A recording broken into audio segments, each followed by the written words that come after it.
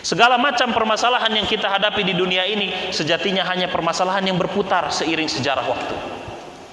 Permasalahan-permasalahan yang kita hadapi pernah dihadapi oleh umat-umat terdahulu, dan solusinya sudah Allah berikan di dalam Al-Quran. Cuman pertanyaannya kan kita yang tidak mau membaca, yang enggan untuk mengkaji buku petunjuk yang sudah Allah berikan. Alhamdulillah, puji syukur kita panjatkan kehadirat Allah Subhanahu wa ta'ala, tentunya atas nikmat serta karunia yang Allah berikan kepada kita semua di pagi hari, di hari yang ke-11 di bulan suci Ramadan. Allah Subhanahu wa ta'ala masih memberikan kita nikmat keimanan yang dengannya Allah Subhanahu wa ta'ala kumpulkan kita di masjid ini untuk dapat melaksanakan salah satu di antara syariatnya, yaitu melaksanakan sholat subuh berjamaah, yang mudah-mudahan ini menjadi asbab Allah Subhanahu wa ta'ala menurunkan keberkahannya kepada kita semua di pagi hari, sesuai dengan doa dari baginda Nabi SAW, Allahumma barik li ummati fi bukuriha, ya Allah berkahilah umatku pada waktu pagi harinya.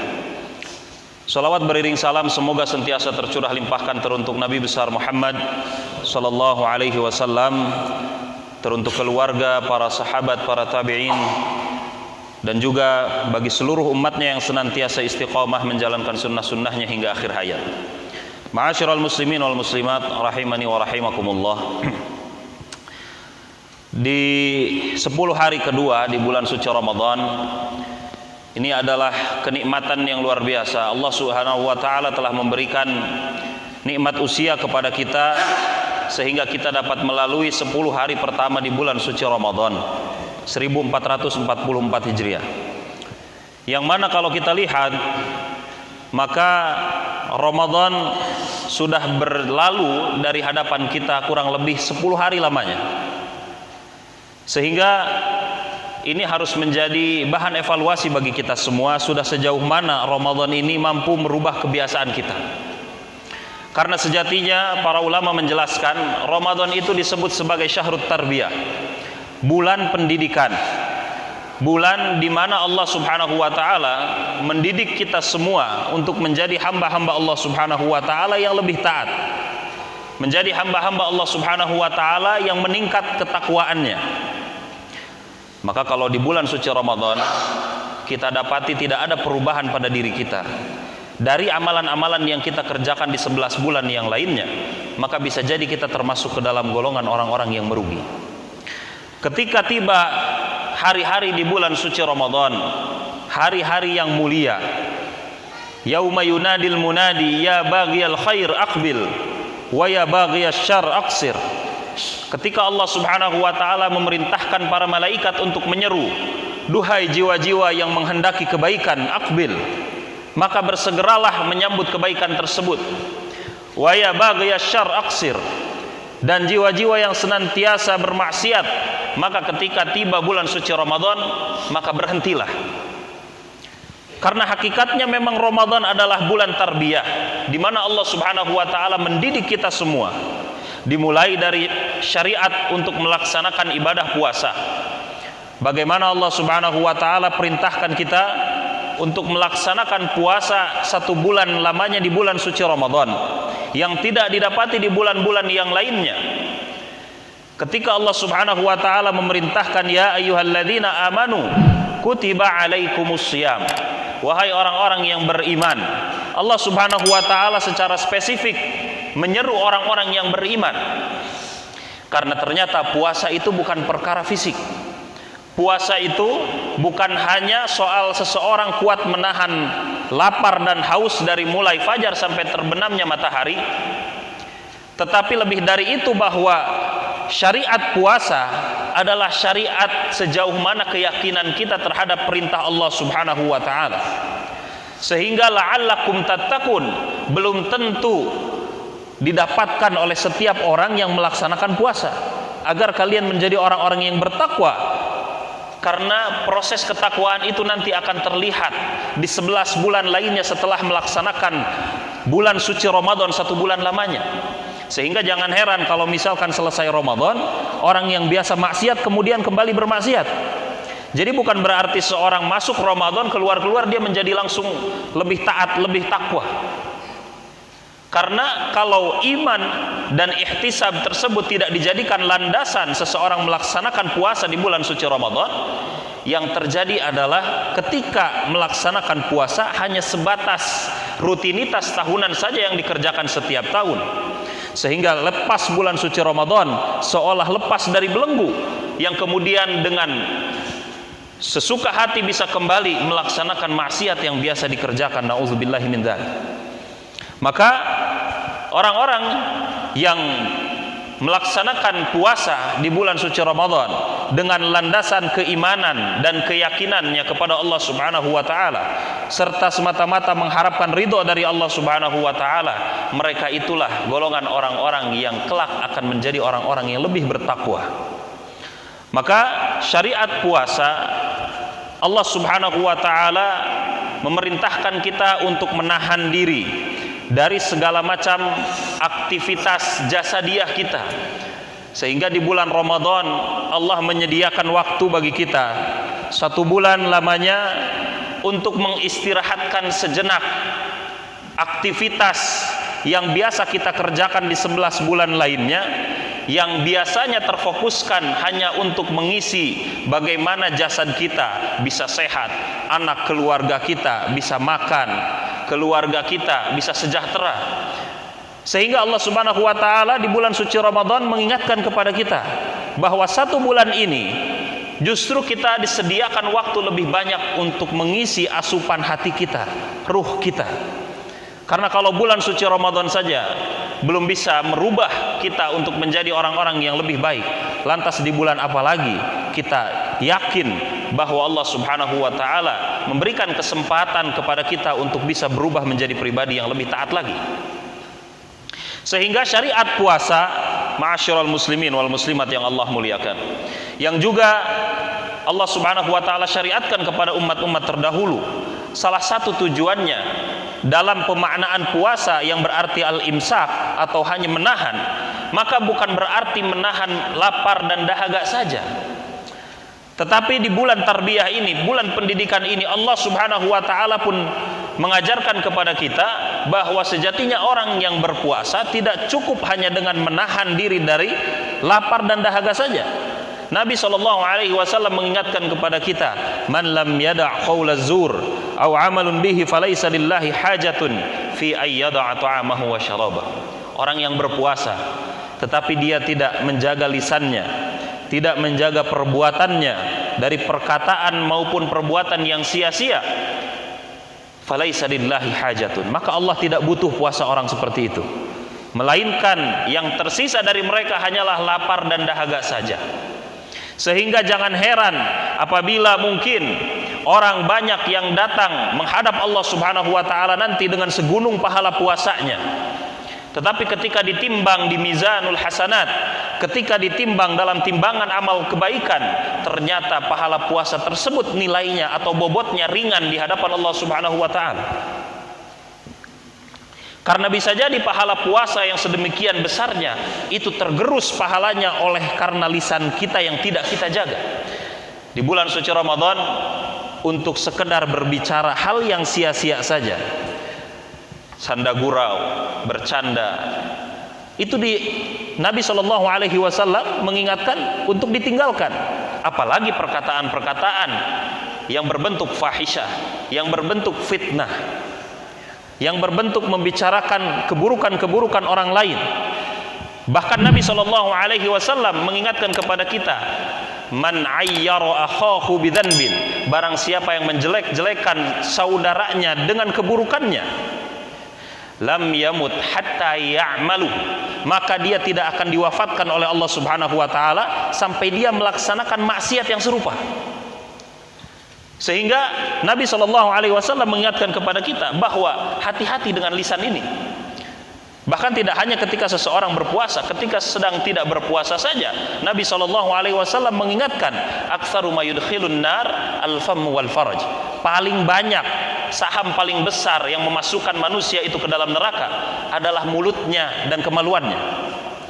Sehingga di bulan selain bulan Ramadan saja kita diminta untuk menahan tersebut, apalagi di bulan suci Ramadan. Hanya untuk sekedar berucap perkataan yang sia-sia saja Nabi melarang. Hanya untuk sekedar melakukan perbuatan yang sia-sia saja dilarang oleh Nabi SAW. Apalagi melaksanakan perbuatan maksiat ketika sedang berpuasa. Maka ketika kita tahu bahwa bulan suci Ramadan ini Allah lipat gandakan pahala, jangan salah. Ternyata kalau kemaksiatan pun dikerjakan di bulan suci Ramadan, maka ganjaran balasannya bagi kemaksiatan tersebut juga dilipat gandakan oleh Allah Subhanahu wa taala. Maka bulan suci Ramadan ini kembali mendidik kita untuk menjadi pribadi-pribadi yang bisa menaklukkan hawa nafsunya, untuk menjadi pribadi-pribadi yang menjaga lisannya. Karena betapa banyak saat ini mungkin saudara-saudari kita yang justru hatinya terluka bukan karena perbuatan kita, tetapi karena lisan kita yang tidak kita jaga.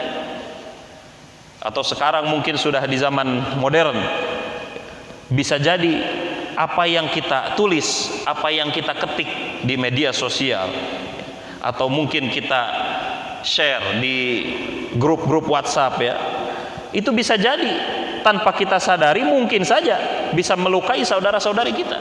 Sedangkan janji Allah Subhanahu wa taala bahwa setiap hak yang terambil oleh seseorang maka dia akan kembali kepada pemiliknya pada yaumul qiyamah. Dan hak manusia terhadap saudaranya bukan hanya soal urusan harta. Bisa jadi ada harga diri yang pernah tercoreng. Bisa jadi ada rasa sakit hati yang pernah terluka oleh lisan kita, perbuatan kita, ataupun tulisan kita. Maka pada hari kiamat hak tersebut akan kembali kepada pemiliknya. Maka di bulan suci Ramadan ini merupakan tarbiyah, pendidikan bagi kita semuanya untuk dapat menahan diri dari perbuatan dan perkataan yang sia-sia. Kalau itu sudah kita biasakan di bulan suci Ramadan, maka insya Allah ketika lepas dari bulan suci Ramadan bisa jadi kita menjadi pribadi-pribadi yang dapat lebih menjaga lisan kita, lebih dapat menjaga hati kita agar tidak terjerumus ke dalam lubang kemaksiatan. Karena sejatinya maksiat itu bukan hanya sesuatu yang dapat dikerjakan oleh anggota fisik badan kita saja, tetapi maksiat itu juga bisa dilaksanakan oleh hati kita. Keburukan itu bisa berpotensi keluar dari jiwa kita yang tidak terbiasa melakukan hal-hal yang baik, yang tidak terbiasa diisi dengan hal-hal yang positif, sehingga hati tersebut ketika tidak biasa diisi dengan hal-hal yang baik, maka dia akan disibukkan dengan hal-hal yang buruk. Itulah yang disebut dengan penyakit hati. Maka ma'asyiral muslimin yang Allah muliakan, bulan suci Ramadan selain menjaga diri kita dari makan, menjaga diri kita dari minum, menjaga diri kita untuk menahan rasa lapar dan dahaga, ternyata Allah Subhanahu wa taala mentarbiyah kita, mendidik kita untuk dapat menjaga lisan dan perbuatan kita. Kemudian bulan suci Ramadan, kita tahu Allah Subhanahu wa taala menurunkan Al-Qur'an pada bulan tersebut. Allah Subhanahu wa taala berfirman, "Syahrul Ramadan alladzi unzila fihi al-Qur'an." Allah Subhanahu wa taala menurunkan Al-Qur'an di bulan suci Ramadan. Sehingga hakikatnya bulan suci Ramadan adalah syahrul Qur'an, bulannya Al-Qur'an, di mana Allah mendidik kita, mentarbiyah kita untuk memperbanyak muamalah kita dengan Al-Qur'an, berinteraksi dengan Al-Qur'an. Karena yakinlah kalau bulan suci Ramadan kita tidak lebih banyak bermuamalah dengan Al-Quran di bulan suci Ramadan, maka di bulan yang lainnya tentu akan jauh lebih sulit lagi. Kalau di bulan Ramadan saja kita malas untuk membuka Al-Quran, di bulan suci Ramadan saja kita enggan untuk membaca Al-Quran, menyediakan waktu hanya beberapa menit dari nikmat yang Allah berikan 24 jam tersebut untuk membaca Al-Quran, maka jangan heran kalau kehidupan kita terasa kosong, terasa hampa, apalagi di bulan-bulan yang lainnya. Sehingga seorang mukmin di bulan suci Ramadan harus memiliki targetan sejauh mana dia akan bermuamalah dengan Al-Quran. Yang terbiasa mengkhatamkan Al-Quran selama bulan suci Ramadan, naik lagi levelnya untuk membaca terjemahnya, dibaca terjemahnya, difahami apa ayat yang dibaca tersebut. Karena salah satu cara bagi kita untuk mentadabburi Al-Quran adalah dengan mengetahui artinya. Bagaimana kemudian kita bisa tahu tentang nikmatnya surga, tentang kengerian azab neraka, kalau kita saja tidak paham ayat Al-Quran yang sedang kita baca? Bagaimana kemudian kita tahu kisah umat-umat terdahulu yang dibinasakan oleh Allah Subhanahu wa taala karena perbuatan maksiat-maksiat yang mereka kerjakan, tanpa kita mengetahui bagaimana makna kandungan isi ayat tersebut? Bagaimana kemudian kita tahu ada kisah-kisah orang-orang yang diselamatkan oleh Allah Subhanahu wa taala di dalam Al-Qur'an kalau kita tidak paham isinya? Kita ambil contoh bahwa di dalam Al-Qur'an Allah Subhanahu wa taala menjadikan sebagian besar isi Al-Qur'an itu qasasul Qur'an, kisah-kisah yang Allah abadikan di dalam Al-Qur'an. Bahkan di dalam sebuah kitab karya Muhammad Al-Ghaili, beliau menulis sebuah buku berjudul Kaifa Yubarmijul Qur'anul Hayah, bagaimana Al-Quran itu memprogram kehidupan seorang manusia. Karena sejatinya kejayaan Islam dahulu, ketika Islam berjaya, itu bukan dilihat dari sejauh mana kaum muslimin memiliki harta, tetapi yang dilihat adalah sedekat apa kaum muslimin dengan kitab petunjuk yang Allah Subhanahu wa taala turunkan. Sejauh apa ilmu yang dibanggakan oleh kaum muslimin ketika itu, bukan kekayaan. Masa kejayaan Islam ditopang oleh ilmu, bukan oleh harta. Sehingga ketika runtuhnya Turki Utsmani, yang pertama kali dilakukan apa? Mereka membakar buku-buku, mereka membakar ilmu. Sehingga harapannya ilmu tersebut tidak berkembang, tidak menyebar luas. Karena memang kejayaan Islam itu didasari oleh ilmu, bukan harta. Maka sudah wajar kalau umat Islam terasa jumlahnya banyak saat ini, tetapi tidak memiliki kekuatan, tidak memiliki pengaruh yang luar biasa kuatnya, karena mungkin umat Islam sendiri itu jauh dari ilmu dan jauh dari Al-Quran, kitab petunjuknya. Kalau dibedah Al-Quranul Karim, ketika Allah Subhanahu wa ta'ala menurunkan 114 ayat, maka tujuannya ada 3. Yang pertama, ayat-ayat yang Allah turunkan atau surat-surat yang Allah turunkan di awal-awal fase dakwah baginda Nabi Shallallahu Alaihi Wasallam, tujuannya adalah islahul fardi, memperbaiki pribadi seorang muslim. Jadi kita tidak bisa berbicara tentang bagaimana kita memperbaiki masyarakat, bagaimana kita memperbaiki negara, kalau urusan pribadi saja kita belum selesai. Karena hikmah Allah Subhanahu wa taala menurunkan surah-surah Makkiyah, makanya surat yang diturunkan di kota suci Makkah Al-Mukarramah, surah-surah Makkiyah itu rata-rata berbicara tentang akidah, tentang ketauhidan Allah Subhanahu wa taala. Karena kondisi umat ketika itu, kondisi para sahabat ketika itu, belum semuanya keimanannya selevel Abu Bakar As-Siddiq radhiyallahu taala anhu.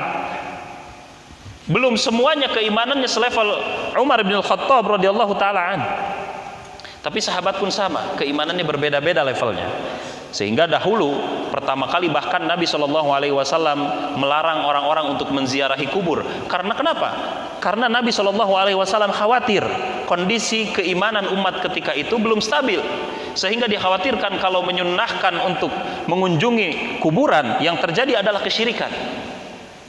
Tetapi ketika keimanan tersebut mulai nampak, mulai muncul, mulai terlihat, fal'an fazuruha, kata Nabi, maka sekarang justru disunnahkan bagi kita untuk menziarahi kubur. Artinya bahwa di awal memang Allah Subhanahu wa taala menurunkan Al-Qur'an, di bagian pertama itu tujuannya untuk memperbaiki pribadi muslim secara individu, secara pribadi. Al-Qur'anul Karim diturunkan oleh Allah Subhanahu wa taala di kota suci Makkah di hadapan orang-orang Quraisy ketika itu, dengan tujuan untuk membedakan orang-orang yang yakin kepada Nabi Muhammad SAW dan orang-orang yang mendustakan. Karena orang-orang Quraisy dulu, Pak, mereka itu tahu Muhammad itu punya Tuhan, tahu mereka itu bahwa ucapan yang keluar dari lisan Nabi SAW tidak terlepas dari wahyu yang Allah sampaikan. Tetapi yang membedakan adalah mereka tidak yakin bahwa Nabi Muhammad SAW itu utusan Allah, dan mereka tidak meyakini bahwa setelah kematian itu akan ada kehidupan akhirat.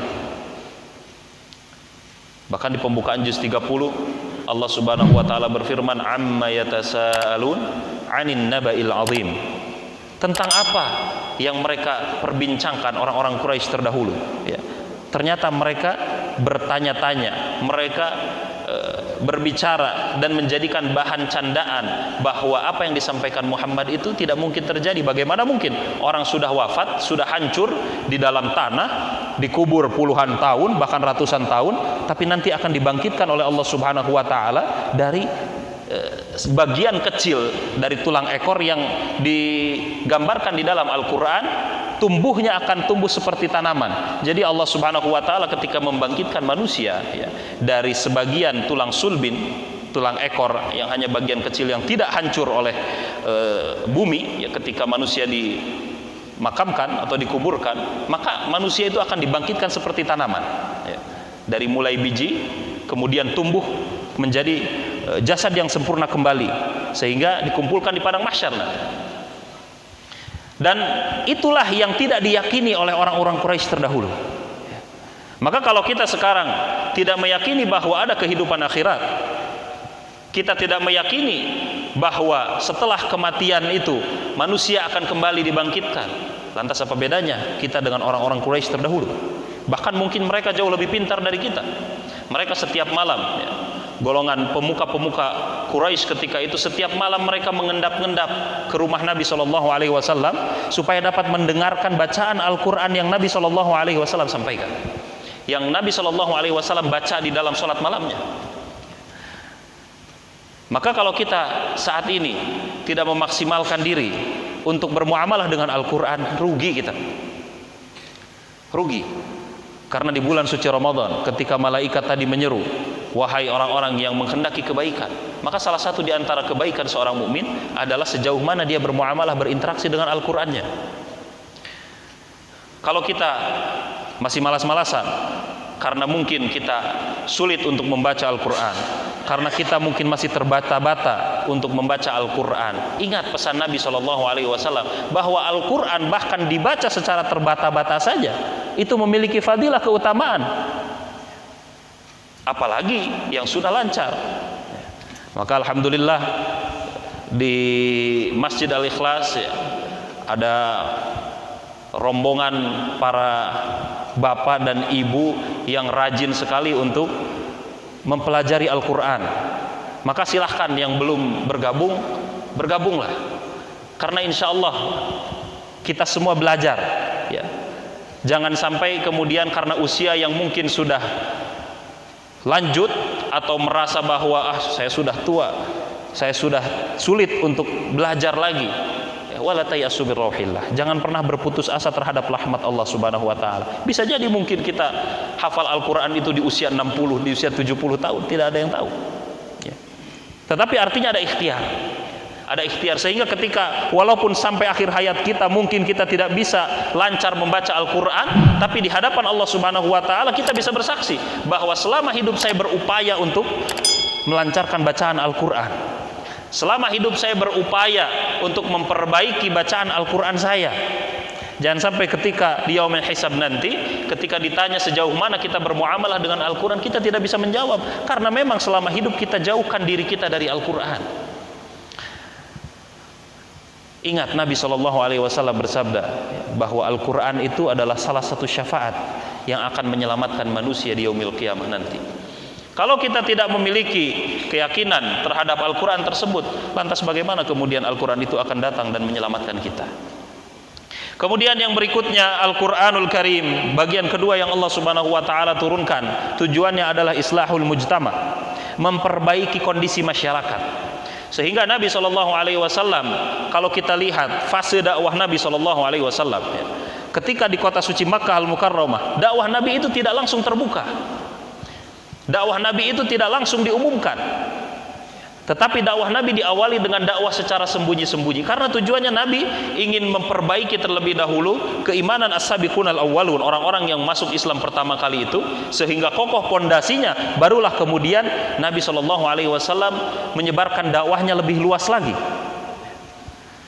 Sehingga ketika keimanan para sahabat itu naik, keimanan itu menjadi lebih kuat lagi dibandingkan sebelum-sebelumnya, maka itulah yang menjadi titik awal kejayaan Islam. Karena kalau dilihat dari hikmah terbesar ketika Nabi SAW hijrah pertama kali ke Madinah Al-Munawwarah, Nabi SAW meminta sahabat Abu Bakar As-Siddiq radhiyallahu taala an untuk mendampingi Nabi SAW ketika berhijrah dari Makkah menuju Madinah. Pertanyaannya, kalau misalkan kita tahu bahwa Nabi ketika berhijrah itu dalam kondisi orang-orang yang terbiasa menjadi pembunuh bayaran di kota suci Makkah Al-Mukarramah diberikan sayembara, barang siapa yang mendapati Muhammad baik hidup maupun mati maka akan diberikan 100 ekor unta. Artinya pelarian Nabi SAW untuk berhijrah dari Makkah ke Madinah yang ditemani Abu Bakar As-Siddiq radhiyallahu taala an, itu dalam kondisi Nabi SAW menjadi buronan orang-orang Mekah. Pertanyaannya sekarang, kenapa Nabi berhijrah dengan Abu Bakar? Bukan kenapa tidak dengan Umar bin Khattab yang ketika itu sudah ditakuti dan disegani oleh orang-orang Mekah, atau dengan paman Nabi SAW Sayyidina Hamzah yang ketika itu orang-orang Mekah saja ketika melihat sudah pasti takut, tetapi Nabi memilih Abu Bakar As-Siddiq ya, karena ternyata yang Nabi lihat bukan kekuatannya, tetapi sejauh mana keyakinan sahabat ini yang bisa mendampingi Nabi SAW. Karena Abu Bakar As-Siddiq digambarkan oleh Nabi SAW, seandainya keimanan Abu Bakar ini ditimbang dengan keimanan umat Islam, maka tidak akan mampu sama timbangan keimanan Abu Bakar As-Siddiq dan keimanan seluruh umat Islam yang ditimbang dibandingkan dengan Abu Bakar As-Siddiq. Sehingga Nabi SAW ternyata ya, ketika akan memperbaiki masyarakat, maka pondasi yang terkuatnya adalah keimanan, keyakinan. Sehingga untuk merubah masyarakat, merubah kondisi para sahabat ketika itu, Nabi cari potensi-potensi yang keimanannya itu paling kuat. Bukan fisiknya yang paling kuat atau bukan yang paling disegani, tetapi Nabi SAW memilih Abu Bakar As-Siddiq radhiyallahu taala. Sehingga kalau selesai urusan pribadi kita, selesai urusan individu kita dengan amaliyah fardiyah kita, maka barulah kita berbicara tentang islahul mujtama. Bagaimana caranya supaya kita memperbaiki masyarakat? Naik lagi levelnya di surah-surah terakhir yang diturunkan oleh Allah Subhanahu wa taala di fase madaniyah, barulah tujuannya islahud daulah, memperbaiki negara. Jadi di dalam Islam diatur segala macam urusan, bukan hanya urusan-urusan yang besar saja, bahkan urusan yang terkecil saja itu di dalam Islam diatur. Bahkan untuk sekedar berhadas saja, mohon maaf, ketika seorang buang angin saja di dalam Islam diatur. Tidak ada di agama lain yang mengatur sampai sedetail itu. Dimulai hal yang paling kecil tadi sampai urusan negara di dalam Islam diatur. Sehingga tahapannya seperti itu Allah Subhanahu wa taala menurunkan Al-Qur'an. Lantas bagaimana kita mau tahu urutan tersebut? Bagaimana kita bisa mengetahui isi Al-Qur'an yang begitu dahsyat tersebut kalau kita tidak mau membacanya? Kalau kita tidak faham apa isi Al-Qur'an tersebut? Segala macam permasalahan yang kita hadapi di dunia ini sejatinya hanya permasalahan yang berputar seiring sejarah waktu. Permasalahan-permasalahan yang kita hadapi pernah dihadapi oleh umat-umat terdahulu, dan solusinya sudah Allah berikan di dalam Al-Quran. Cuman pertanyaannya kan kita yang tidak mau membaca, yang enggan untuk mengkaji buku petunjuk yang sudah Allah berikan. Allah sudah memberikan Al-Quran, orang mau selamat nih ikutin bukunya, sudah ada. Tetapi kita ingin selamat, enggan membaca buku petunjuknya. Maka di bulan suci Ramadan ya, Syahrul Quran, bulannya Al-Quran, sungguh sangat merugi kalau kita tidak memaksimalkan diri untuk bermuamalah dengan Al-Quran. Minimal kalau di bulan suci Ramadan saja kita tidak bisa khatam satu kali membaca Al-Quran ya, itu padahal takaran paling minimal. Sampai kenapa Al-Quran itu dibagi menjadi 30 juz ya, karena memang zaman Nabi SAW itu dan para sahabat salafus sholihin terdahulu, mereka terbiasa menghatamkan Al-Quran itu dalam waktu 1 bulan. 1 bulan berisi 30 hari, maka Al-Quran itu dibagi menjadi 30 juz Al-Quran ya. Sehingga hitungannya 1 hari 1 juz ya. Maka kalau di dalam bulan suci Ramadan kita bisa minimal 1 kali menghatamkan Al-Quran, alhamdulillah Mudah-mudahan di bulan yang lainnya pun kita termotivasi untuk lebih mendekatkan diri kepada Al-Quranul Karim. Kemudian Bapak Ibu sekalian yang Allah muliakan, kita tahu di bulan suci Ramadan, selain bulannya Al-Quran, Allah Subhanahu wa Ta'ala menempa kita, mengingatkan kepada kita, mentarbiah kita untuk menjadi pribadi-pribadi yang lebih giat lagi, berlomba-lomba dalam melaksanakan amal-amalan soleh.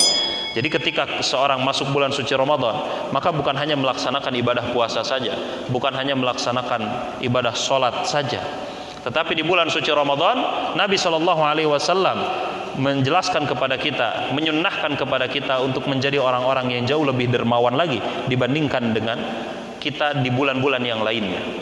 Dan ini dijelaskan oleh Sayyidatuna Aisyah radhiyallahu taala anha. Beliau menjelaskan, kana Nabi SAW ajwadun nas. Nabi SAW itu adalah pribadi yang paling dermawan. Wa ajwadu ma yakunu fi Ramadan.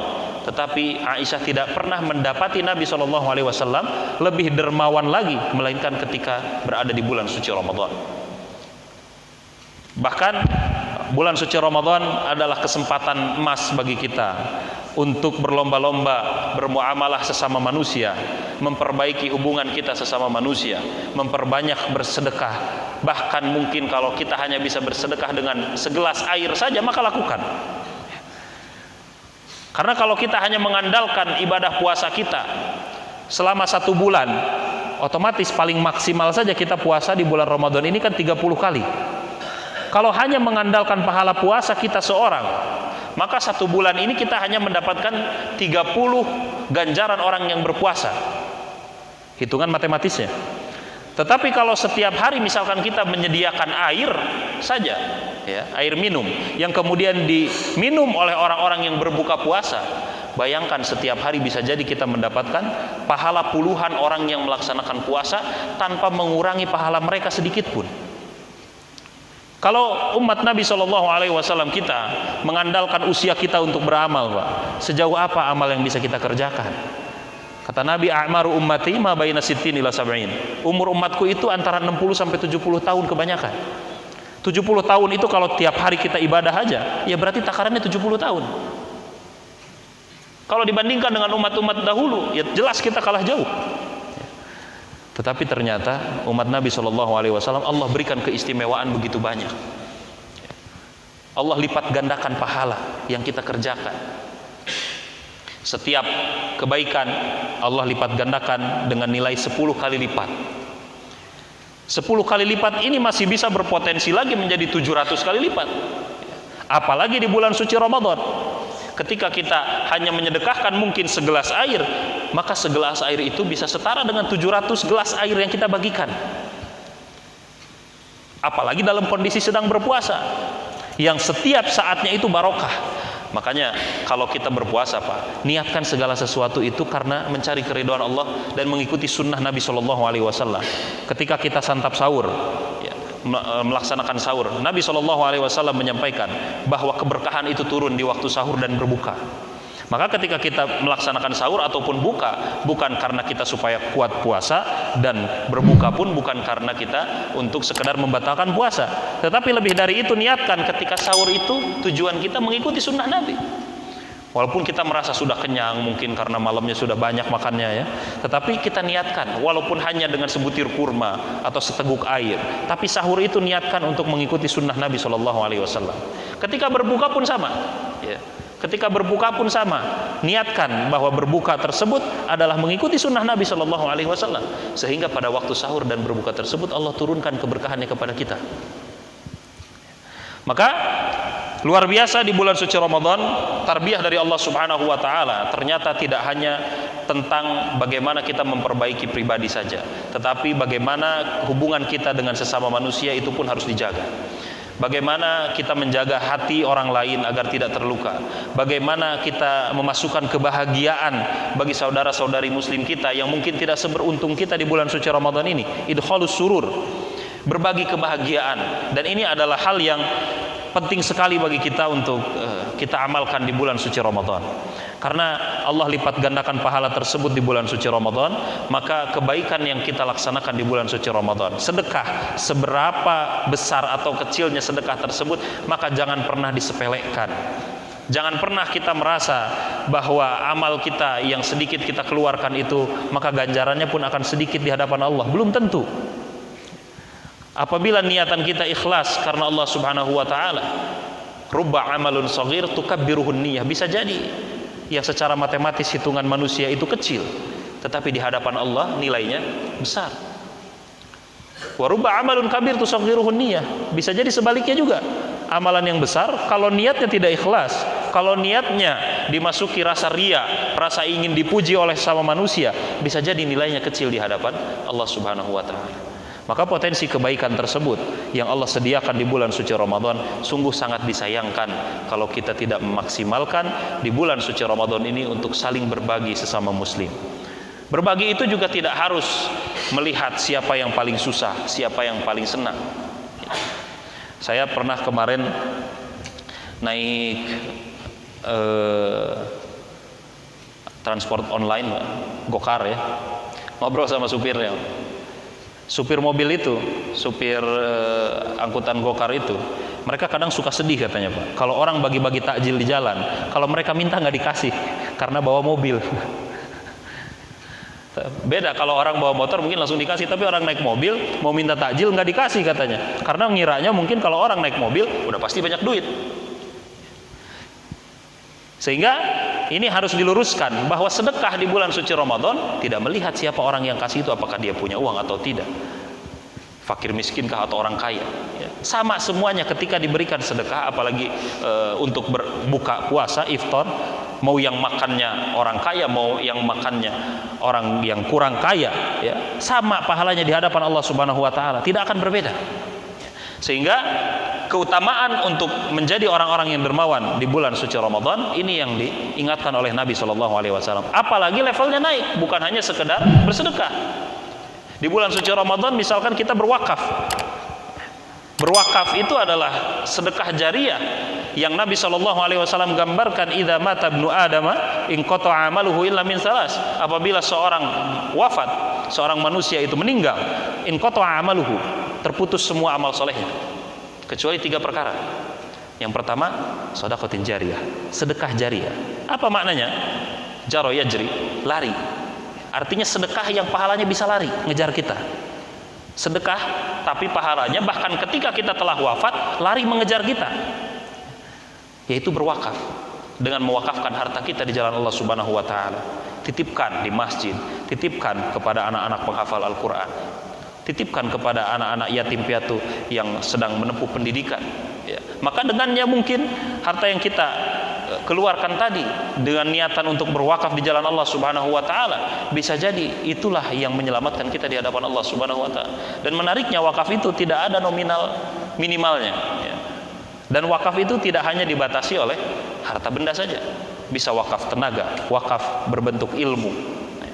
Bahkan di zaman Nabi Shallallahu alaihi wasallam dan para salafus sholihin terdahulu, mereka tidaklah meninggal dunia melainkan mereka punya harta yang diwakafkan di jalan Allah Subhanahu wa taala. Bahkan saking menariknya wakaf, Pak. Di zaman kejayaan Islam dahulu ada orang-orang yang mewakafkan, sampai mewakafkan toko emas. Toko emas itu diwakafkan. Jadi orang yang mau nikah udah nggak bingung lagi nyari apa? Cari mahar, ya. Ada orang-orang yang mewakafkan toko emas untuk orang yang mau menikah. Bahkan ada yang mewakafkan kendaraannya untuk disimpan di rest area. Ya, jadi ketika seorang berjalan jauh, misalkan dari Mekah menuju Madinah, ya, itu kan jaraknya lumayan. Dan dulu belum ada transport seperti sekarang. Orang naik kuda, naik unta, naik kendaraan-kendaraan lainnya yang masih mungkin tergantung pada tenaga hewan, ya.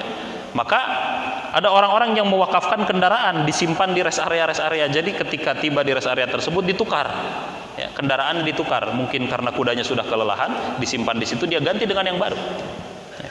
Masya Allah. Jadi jenis wakaf itu sangat banyak sekali, ya, dan itu merupakan keutamaan yang bisa dikerjakan di bulan suci Ramadan.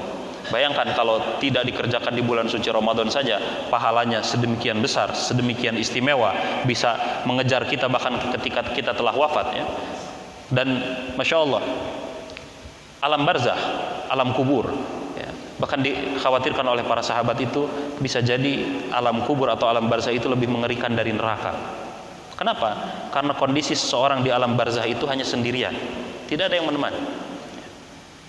Di alam barzah itu manusia betul-betul sendirian, dalam kegelapan, dalam kesunyian, ya.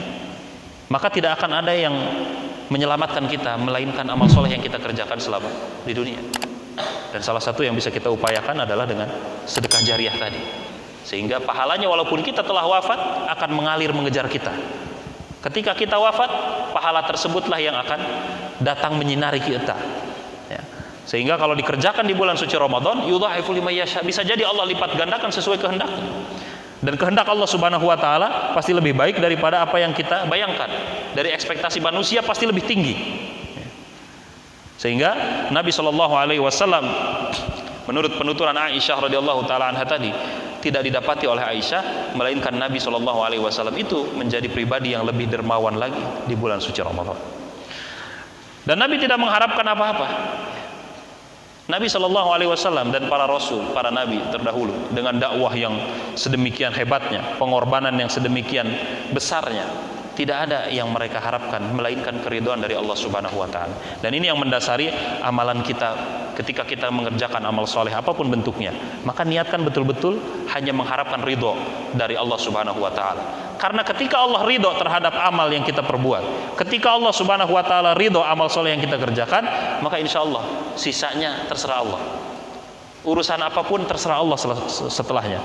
Karena ketika Allah ridho kepada makhluk, ketika Allah ridho kepada hamba, ya, maka jangankan kita meminta, tanpa kita minta saja Allah sudah tahu masalah yang kita hadapi itu apa.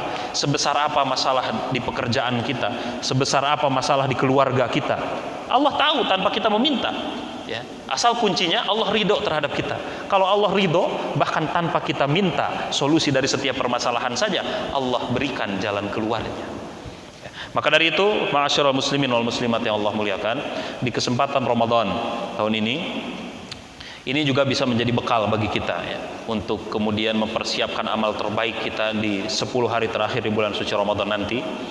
Karena kalau kita hitung, mungkin sebentar lagi kita berjumpa dengan 10 hari terakhir di bulan suci Ramadan, tetapi usia tidak ada yang tahu. Kita bisa menghitung kapan datangnya 1 Syawal, kita bisa menghitung kapan tibanya 10 hari terakhir bulan suci Ramadan, tapi kita tidak bisa menghitung berapa sisa usia yang Allah berikan bagi umur kita. Bisa jadi kita berjumpa dengan penghujung Ramadan, bisa jadi juga tidak. Maka jangan menunggu sampai tiba 10 hari terakhir di bulan suci Ramadan baru kita meningkatkan kualitas amalan kita. Tetapi ketika Allah berikan kesempatan hari ini, maka ini hari terbaik bagi kita untuk memperbaiki amalan kita. Mudah-mudahan Allah Subhanahu wa taala memberikan hidayah dan taufiknya kepada kita semua, sehingga di bulan suci Ramadan 1444 Hijriah ini bisa menjadi Ramadan terbaik bagi kita semua. Memang terdengar klise setiap tahun, jadikan Ramadan ini lebih baik daripada tahun lalu. Tetapi memang seperti itu harusnya kehidupan seorang mukmin. Kehidupan seorang muslim itu tidak boleh stagnan, tidak boleh sama. Tetapi setiap saat, setiap hari, setiap usia bertambah, justru memang harus menjadi pribadi-pribadi yang lebih baik lagi. Maka mudah-mudahan Allah Subhanahu wa taala memberikan kekuatan kepada kita semua untuk bisa maksimal beribadah di bulan suci Ramadan, sehingga ketika tiba hari kemenangan atau 1 Syawal 1444 Hijriah ini, betul-betul kita bisa menjadi hamba-hamba yang jauh lebih takwa, jauh lebih beriman, dan jauh lebih rajin lagi untuk melaksanakan amalan-amalan soleh. Bapak Ibu sekalian yang Allah muliakan, demikianlah tausiah pekanan yang dapat saya sampaikan. Tentunya ini menjadi bahan tazkirah khususnya bagi saya pribadi dan umumnya bagi para jamaah sekalian. Mudah-mudahan Allah Subhanahu wa taala meridhai, dan adapun ilmu yang bermanfaat mudah-mudahan itu keberkahan dari Allah Subhanahu wa taala dan fadilah dari Allah. Adapun kekurangan itu datangnya dari diri pribadi. Wal afu minkum. Wassalamualaikum warahmatullahi wabarakatuh.